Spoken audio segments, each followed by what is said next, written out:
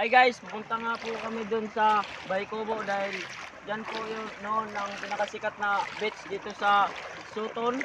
At pupunta po kami ngayon guys. Ito yung pinakamaganda na resort. Oo guys, let's go po guys. Bisitahin natin.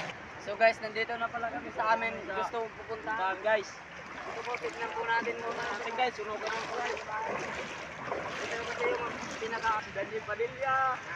Nagkakalilo na po dito guys si ano, si Daniel Adin Richard. Padilla. Daniel Padilla. Nakarating Dito po guys, sila mismo dito, guys. Lapit.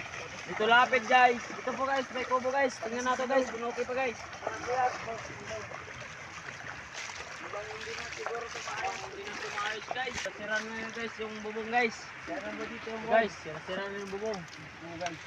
Dito po noon guys, ang pinakasikat na beach resort. Dito naman tayo sa isa guys.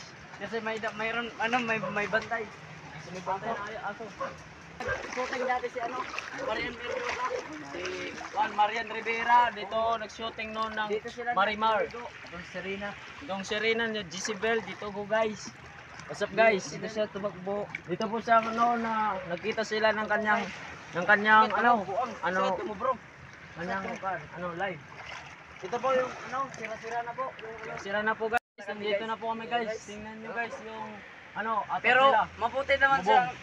Ayos pa siya ng tambayan, upuan. Ayos ba sa Ayos kuhan pa siya, guys? Pero sira na naman. Pero sira-sira na yung sahig. So guys, tingnan nyo guys.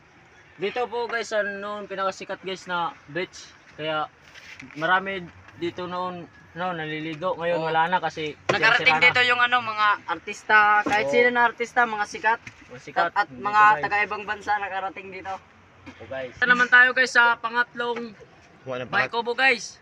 Ito yung huli ng pinuntahan ni ano, Ni Richard Gomez. pati ni Lito Lapid dito yung sila nakaupo. naka-picnic siya, ito yung ginagamit nila. Ginamit nila kami nitong gumawa Tagal guys. na guys kasi sira-sira na. Tagal na ako sa sobrang guys, na 20 years later guys.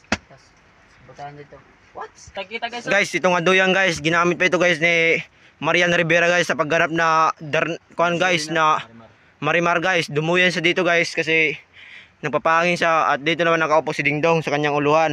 Ngayon guys, wala